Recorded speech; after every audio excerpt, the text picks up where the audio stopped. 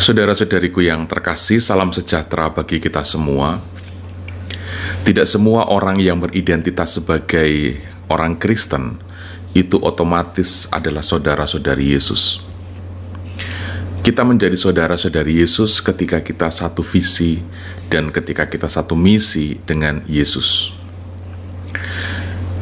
Pertanyaannya, apakah itu berarti bahwa pembaptisan itu tidak lagi menjadi perlu? Pembaptisan itu sangat perlu, sebab menghubungkan kita dengan Kristus, dan oleh pembaptisan itu kita juga diangkat sebagai putra dan putri Allah. Oleh pembaptisan kita diberi gelar khusus dan diberi martabat khusus. Pembaptisan menjadi pintu gerbang bagi keselamatan. Tetapi nyatanya, tidak sedikit orang yang sudah dibaptis, yang tidak mau atau menolak hidup seturut dengan martabat itu. Mereka berdiri di pintu gerbang, melihat, mengetahui, mendengar, tetapi enggan untuk masuk. Mereka lebih percaya pada hasrat emosinya, lebih bertitik tolak pada kepuasan intelektual atau rasionalitasnya, lebih mementingkan anggapan-anggapan atau penerimaan sosial, lebih berfokus pada kebutuhan keuangan dan kenyamanan-kenyamanan hidup.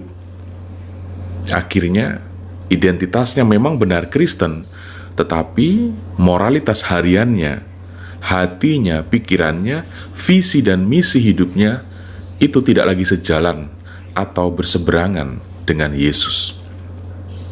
Nah, saudara-saudariku, kita menjadi Kristen akan menjadi sejati ketika kita mempertanggungjawabkan rahmat pembaptisan dengan menjalani hidup dalam semangat satu visi dan satu misi dengan Yesus, yakni melakukan kehendak Allah atau melakukan kehendak Bapa. Semua orang bisa mengklaim diri melakukan kehendak Allah. Semua orang bisa, tidak hanya orang Kristen yang bisa mengatakan sedang melakukan kehendak Allah. Semua orang bisa mengklaim diri melakukan kehendak Allah. Tetapi bagi kita sebagai orang-orang Kristen, pengikut-pengikut Kristus, standar dan patokan seseorang bisa disebut sungguh-sungguh sedang melakukan kehendak Allah atau kehendak Bapa adalah ketika orang itu hidup sejalan dengan Yesus Kristus.